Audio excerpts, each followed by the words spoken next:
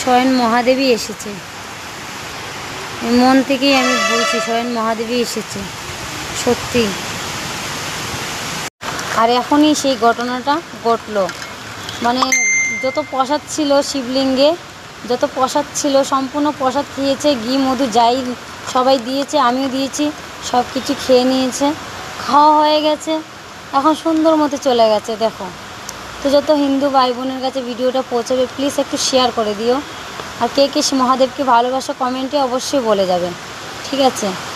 চুপচাপ দাঁড়িয়ে আছে দেখো, আজকে বলে না ঠাকুর নিজের রূপ নিয়ে কখনো আসে না, তে আর শিব তো মানে স্বয়ং শাড়ি তো শিবের সঙ্গে থাকে, তাই তো, তো যেটাকে আমরা গরু বলি।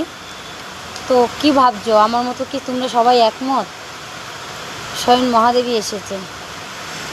পুরো ভিডিওটা না দেখতে পারলে, যদি পুরো ভিডিওটা তোমরা না দেখো তাহলে বুঝতে পারবে না।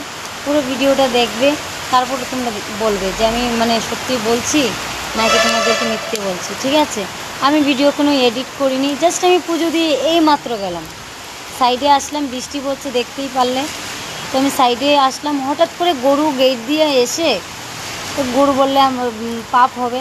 স্বয়ং মহাদেব এসে শিবলিঙ্গে যত প্রসাদ ছিল সব প্রসাদ গ্রহণ করে নিলে, তিনি গ্রহণ করে আবার চুপচাপ গেট দিয়ে চলে যাচ্ছে। বা কোনো গাছ আছে এখানে, এই যে দেখতে পাচ্ছ মন্দির আছে, কত বড় মন্দির আছে, ভিতরে ঢুকতে পারতো, বৃষ্টির জন্য থাকতে পারতো, কিন্তু না, ওনার প্রসাদ খাওয়া হয়ে গেছে, চুপচাপ গেটের পাশে গিয়ে দাঁড়িয়ে আছে।